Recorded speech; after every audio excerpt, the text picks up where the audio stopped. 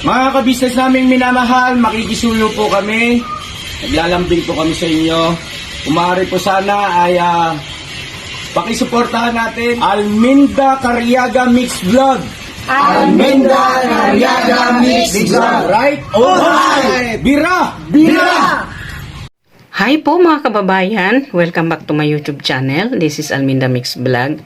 Bumabati sa inyo ng magandang gabi, buong Middle East, magandang umaga o magandang tanghali po sa atin sa Pilipinas.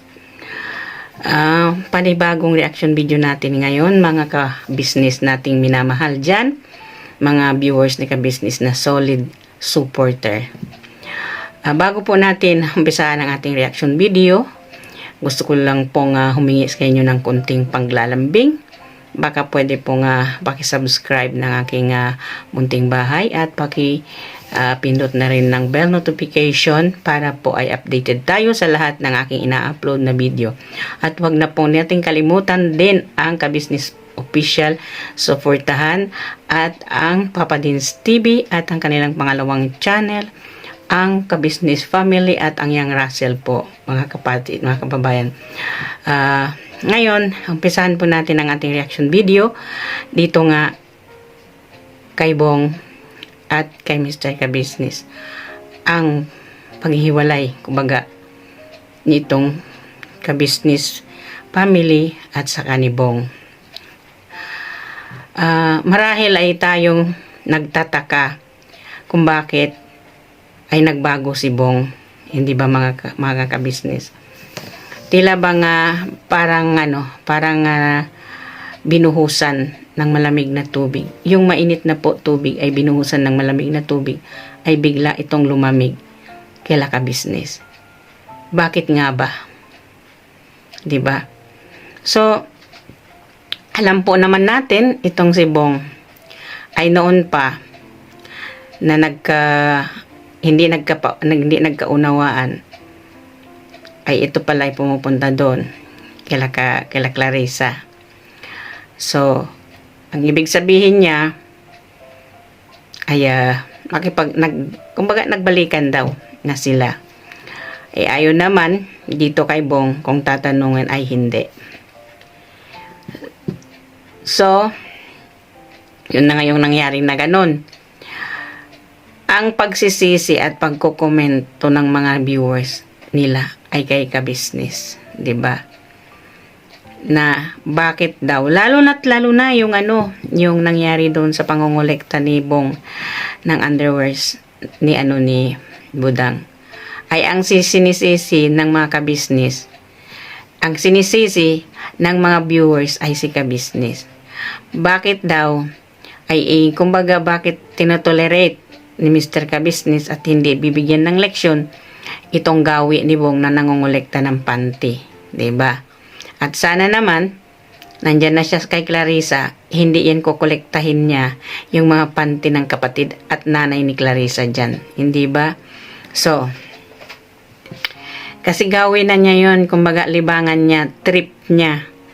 Kung hindi siya makainom, ang trip niya mangongolekta siya ng panty. So yan na nga, ibalik natin dito kay ka-business. Ang daming komento na hindi magaganda dito kay ka-business. Pero hindi niya ito pinansin.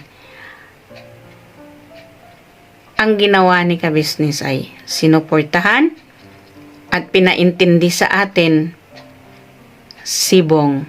Na si Bong ay kumbaga hindi siya kumbaga minsan may pagkaisip bata na parang hindi dapat sisihin sa nangyari na yon. Pilit ni Mr. Ka-business ayusin. Pilit niyang ipadama kay Bong na ang pagkakamali na yon ay baliwalain na lang at kalimutan na lang dahil nga sa pagmamahal niya dito kay Bong. Tapos, tayong mga nanonood, mga viewers ay magko-comment, kaya mo ayaw pakawalan yan kasi natatakot ka mawalaan ka ng views. Kasi million kasi ang views ni Bong. Eto na tayo sa million na views eh. Kung kayo po ay hindi YouTuber, hindi kayo vlogger, natural makapagsalita kayo na ang laki ng views, ang laki rin ng kita. Hindi po yun ganun mga kabisnes. Ganon kalaki ang kita. Porket milyon din ang kita mo. Hindi po. Lalo na kung residing ka dyan sa Pilipinas, mababa po ang palit ng dolyar doon. Ang ibig sabihin nun, ang 1,000 views mo ay $1 lang po yun mga kabisnes. So bakit ba natin isisisi dito kay kabisnes ang lahat ng pangyayari dito kay Bong? Ay ito lang naman ang kay kabisnes ay ang tulungan at mapaayos si Bong. Bakit ba si kabisnes lagi ang dinidikdik ng mga haters dahil dito kay Bong? Hindi ba? Ang mga pangungutya at ang mga pangdidikdik, mga basher na hindi dapat isalita kay kabisnes binabato nang dahil kay Bong. Diba? Dito na lang sa kanyang pangungulekta ng mga panty ng babae, lahat sumama, lahat galit sa kanya.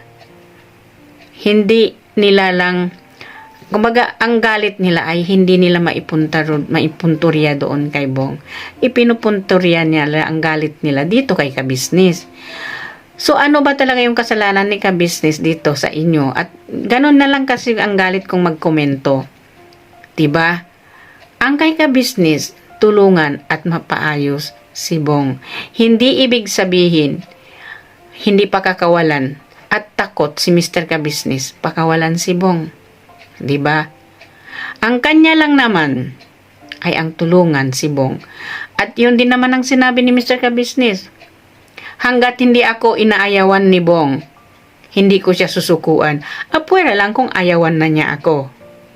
Sana naman at maliwanag doon sa atin na nanonood kung ano yung motibo ni Mr. Kabisnes dito kay Bong. Diba? Ngayon, doon sa paglilinis ng bahay ni Bong, ang daming komento. Bakit daw pakikialaman? Bakit daw bubuksan yung bahay ni Bong? Na wala naman daw silang karapatan ay buksan ito at pakialaman ito kasi property ito ni Bong. Ayong nagkomento na yon, napakabobo mo ma'am kung mag-comment ka ng ganun. Diba? Si Bong ay bahagi ng buhay ni Mr. Kabisnes. Anak, inampon, tinuring anak ni Kabisnes si Bong. Natural, may karapatan sila doon. Tingnan ninyo, kahit naman nandyan si Bong ang dumi ng bahay niya, ang baho ng bahay niya.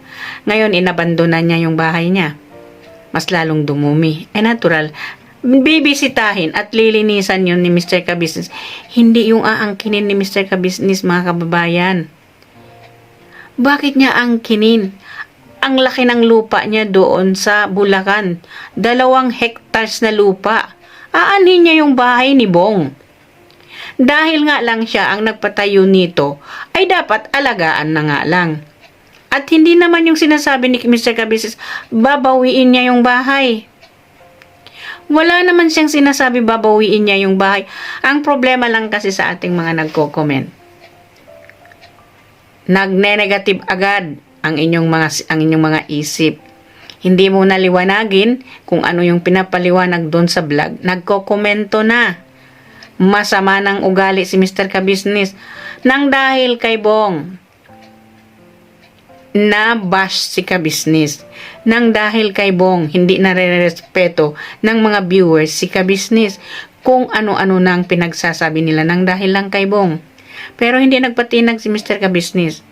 Patuloy pa rin niya tinutulungan si Bong. Kayo, magaling kayong magsalita, magaling kayong magkomento. Kaya ba ninyong alagaan si Bong sa kapasawayan ni Bong? Sa kakulitan ni Bong? Kailangan para kang naghabol ng 4 na taong gulang na bata nang maghahanap ka kay Bong? Tapos mapunturya doon si Kabisnes ng mga komentong masasama. Diba? Wala namang siguro vlogger na ganyan na mayroon siyang inaalagaan tulad ni Bong, nakakulitan tulad ni Bong, nakapasawayan, 'di ba? Pero siya tiniis niya 'yon. Hindi po yun dahil sa views. Hindi po yun dahil kung ano-ano. Dahil si kabisnes nagmamalasakit. Si Bong ay walang pamilya. Mahirap po ba yun natin intindihin, mga kababayan, mga kabisnes, di ba? Eto ngayon, sa paglilinis ng bahay. Iba na naman ang komento doon. Yan ang napala mo, iniwan ka rin ni Bong. Di wala ka ng views ngayon. Nako naman, ang galing mo naman na magkomento, sir. Ma'am, ma'am ka ba o sir ka ba? Ewan ko kung bakla tomboy ka ba. Never ever mawawalaan ang kabisnes ng viewers. Ikaw na nag-comment ka noon, minahal mo si kabisnes, di ba? Hanggang ngayon nga nanonood ka kahit, ewan ko kung bakit galit na galit ka kay Mr. Kabisnes sa pagko-comment mo dyan. Hindi ba nababasa lang naman si Mr. Kabisnes dahil dito kay Bong eh? Napasama si Mr. Kabisnes, napasama ang Kabisnes official, Kabisnes family nang dahil kay Bong. Pero lahat ng pangungutya, lahat ng panginginsulto dito sa comment section, hindi yung pinansin ni Kabisnes. Dahil mahal nila si Bong. Hindi dahil nagbibigay ng views si Bong. Ano si Mr. Kabisnes? Katulad ni Clarissa, sugapal, swapang sa views, 'di ba? Tayo kasi wala tayong kasing ginagawa kundi magkokomento ng hindi maganda. 'Di pa? Yun. Mayroon pang nagsasabi, mabuti nga sa'yo at nilayasan ka ni Bong. 'Di ba? E di ngayon, nawalan ka. Hindi nawalan si kabisnes. Ang intindihin ninyo, si Bong ang malaking nawala sa kanya kasi nawalan siya ng kabisnes. Alalahanin ninyo yon, mga viewers. Alalahanin natin yon, diba? Si Bong ang nawalan ng pinakamalaking tao sa buhay niya. Kung sakali, hindi matutuloy, hindi siya pakakasalan ni Clarissa, siya ay babalik sa lansangan mamumulot ng basura. Mayroon bang pupulot sa kanya tulad ni Mr. Kabisnes? Natural, walang kabisnes na iba ang tutulong kay Bong. Si kabisnes lang ang mayroong pusong ginto na tutulong at magmalasakit kay Bong. Sa ganyan kapasawayan niya, hindi mapagsabihan. Kung gusto niyang lumayas, lulayas siya. Kung hahanapin siya ng mga kagwang ay siya'y magtatago. Makikita lang niya yung ban, magtatago na siya. Hindi ba sakit ulo yun kay Mr. Kabisnes? Tapos, kayo pag mag-comment kayo, ang sama-sama ng ugali ni Kabisnes sa paningin ninyo. Diba? Asan na yung hustisya doon? Charing lang. Diba? Mga kabisnes. Eto ngayon, nagsaya kayo dahil nandun na kay Clarissa si Bong. Clarissa, Bong is belong to Clarissa family now. Hindi na ka-business family. Diba? Ang tanong, ang sagot, kaya ba nilang tiisin ang pangungugali ni Bong? Kaya ba nilang pakisamahan ng matagal itong kakulitan ni Bong? Kaya ba nilang tiisin itong kapasawayan ni Bong? Hanggang kailan nila kayang alagaan, arugain si Bong? Yun ang tanong sa inyo, mga basher ni Kabisnes. Hanggang kailan itong pamilya ni Clarissa magtiis sa pangungugali ni Bong na makulit, na pasaway? Kung gustong uminom, iinom. Walang sinong magkapagsabi sa kanya, huwag kang iinom. Kung gusto niya, gusto niya. Kung ayaw niya, ayaw niya. So, sana nga, itong pag-aalaga ng pamilya ni Clarissa kay Bong ay titiisin nila.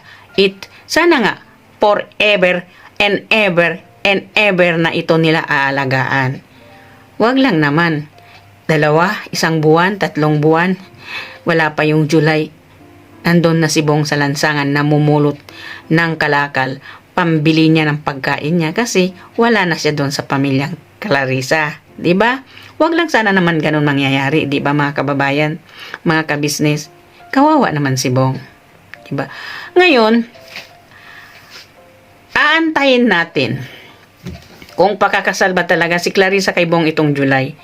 Kasi mga kabisnes, yan ang hangad ni Mr. Kabisnes na mag-asawa na si Bong. Para naman, yung tinik ni Mr. and Mrs. Kabisnes sa kanilang lalamunan ay matanggal na ng dahil kay Bong. Kasi sa kapasawayan, sa kakulitan, sa astang batang maliit, itong si Kuya Bong. 'Di ba? Gustong-gusto nan Mr. Kabisnes mag-asawa si Bong. Kahit sino pang babae tatanggapin nila. Makapag-asawa lang si Bong. Dahil nga, hindi yun sa atat na sila ipakasal si Bong. Gusto na nilang talagang mag-asawa si Bong para magkaanak na, para titino na, mawala na yung sakit ng ulo ni Mr. Kabisnes at ni Mrs. Kabisnes kay Bong. Hindi ba ninyo yun naintindihan mga kababayan? Sa kapasawayan lang ni Bong, subukan nga ninyo, 1 linggo lang kayo bigyan namin ng challenge, alagaan ninyong si Bong. Kung kaya ninyo ba itong pasunurin sa inyo? Diba? Sana nga at hindi si Bong magbigay ng problema dyan sa pamilya ni Clarissa, lalo't lalo na kay Clarissa. Sana nga hindi na ito iinom kasi ang asawa ni Bong ay ang bote. Asawa ni Bong ay ang alak.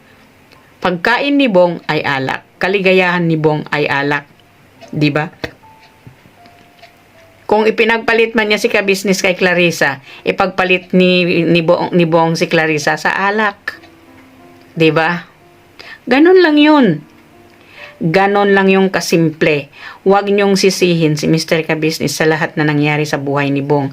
Kasi si Mr. Kabisnes sagad sa buto ang pagtulong niya kay Bong. Sagad sa buto ang pag-uunawa ng Mr. and Mrs. Kabisnes kay Bong.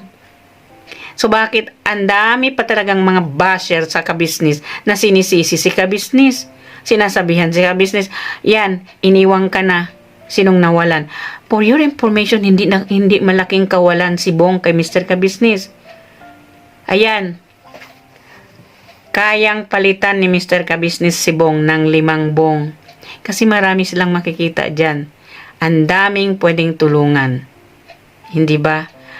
Malay natin, isang araw, makahanap si Mr. Kabisnes, ay magka-cross ang landas ni Mr. Kabisnes sa katulad ni Bong, ay mas higit pa ang views na ibibigay ng matatagpuan ni Kabisnes kesa kay Bong. So ano kayo? Nga. Di ba? Kumbaga nagja-judge kayo Napaka-judgmental ninyo. Yung pag-judge ninyo kasi kinukonclude na ninyo agad. Hindi pa ninyo sinasummarize. Naggawa na kayo ng conclusion ninyo. Sarili ninyong conclusion. Ngayon, pag kayo natamaan sa mga sinasabi ng mga reaktor, nagagalit kayo sa reaktor. Halos patayin na nyo na yung reaktor sa pagko-comments ninyo. Diba? Use your mind. Diba pag mag-comment, use your mind. At kung manood ng vlog, use your mind. Diba? May isip naman siguro tayo kung tayo manonood. Diba? Bakit ba talaga galit na galit kayo kay Kabisnes tungkol dito kay Bong? Ngayon, hanggang ngayon, wala na si Bong dito sa Kabisnes official, sa Kabisnes family. Hanggang ngayon, ay tinitira pa rin ninyo si Kabisnes. Si Kabisnes pa rin ang masama sa pag-alis ni Bong. Although hindi alam ng Kabisnes itong si Bong, ay nilayasan na sila, pati yung bahay niya, nilayasan na sila kasi diniktahan ni Clarissa ipakuha yung mga gamit lahat ni Bong at doon na sa kanya titira. Bakit hindi nyo doon ibas si Clarissa at ibabas ninyo dito si Kabisnes? Hindi nawalan. Ang malaking kawalan ni Bong ay ang Kabisnes. Hindi sa Kabisnes ang nawalan kay Bong. 'Di ba? Si Bong ang nawalan ng Kabisnes. Hindi sila Kabisnes, hindi kawalan sa kanila si Bong. Because pwede silang kumuha ng kapalit ni Bong kahit pa 10 o 5. 5 o 10, 'di ba? Malay mo. Yan nga binablog ni Kabisnes. This is lately. Upload niya. Si Jan ang kanyang ngayon mamahalin na higit pa kay Bong. So kung halimbawa makatagpo si kabisnes ng na higit pa kay Bong. Asan kaya na naman pupulutin si Bong kung hindi matitiis ng pamilya ni Clarissa si Bong?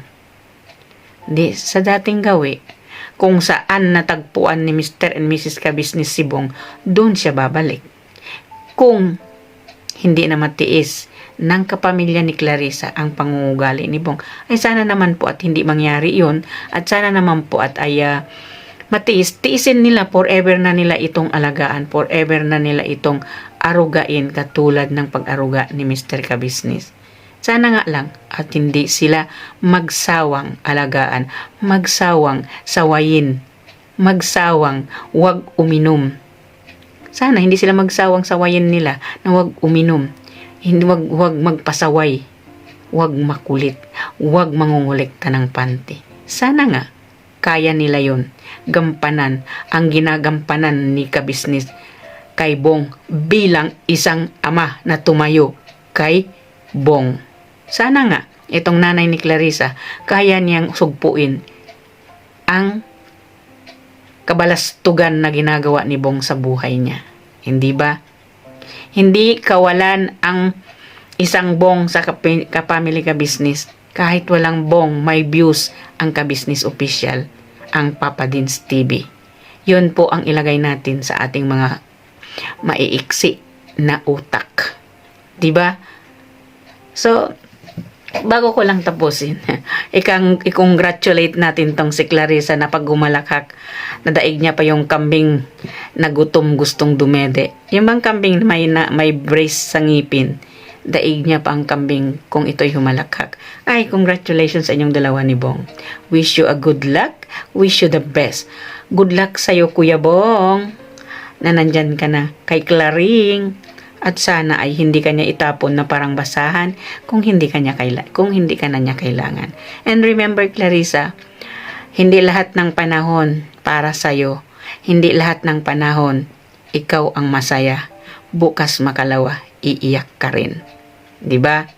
At wag mong isipin, masaya ka nakuha mo si Bong, lalaki yung views mo, magmimilyon. Wag mong ambisyosin yun. Diba? Don't be so ambitious ba? In English ko na lang. Kasi bulol ako pag Tagalog. Don't be so ambitious. Kasi alam mo kung bakit? Hindi naman lahat ng ma-vlog ni Kabisnes kay Bong umabot ng milyon, umabot ng 100. Hindi naman. Tingnan natin. Baka naman sakali sa'yo hindi lang milyon, trilyon ang views mo kay Bong. Baka naman. Hindi tayo sigurado. Hindi ba? So, yun lang naman pinagka-interesan mo dyan kay Bong. Di ba? Ang mga views at subscriber mo lumaki. Ang views mo ay maging milyon. Ang subscriber mo ay maging milyon din. Napaka-ambisyosa mo, day. Lingon-lingon sa pinanggalingan. Baka ikaw madapa, hindi ka na makabangon pa uli. Di ba? So, mga kabisnes nating minamahal dyan, hanggang dito na lang po ang aking reaction video na ito. Maraming salamat sa inyong panonood. And please don't forget to subscribe Kabisnes Official, Papa Dins TV at Kabisnes Family and Young Russell. At suportahan po natin ang lahat ng aking mga co-reactor na nandirito kay Mr. Kabisnes, ang reactor ng Kabisnes Official at ang Papa Dins TV. Sina Taong Gala, Mamplers Channel, Analisa Reality TV, Anime Reactor TV, Kalingap Turak, PLC Katangay Vlog, at ang inyong lingkod po, Alminda Mix Vlog. Don't forget to share and likes my video. At wag mong ninyo pong kalimutan, bukas magla-live ako. Sana po ay mapanood ninyo itong aking live bukas, Friday po.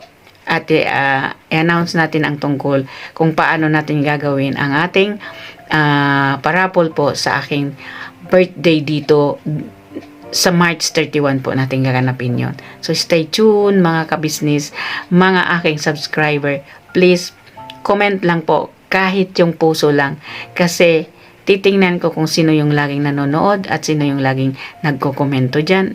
isa-isahin ko na po kukolektahin ang inyong mga pangalan. So, hanggang dito na lang. Ito si Alminda Mix Vlog nagsasabi magandang gabi, Middle East, magandang umaga o tanghali dyan sa Pilipinas. And babush! See you again! I love you all! Bye-bye!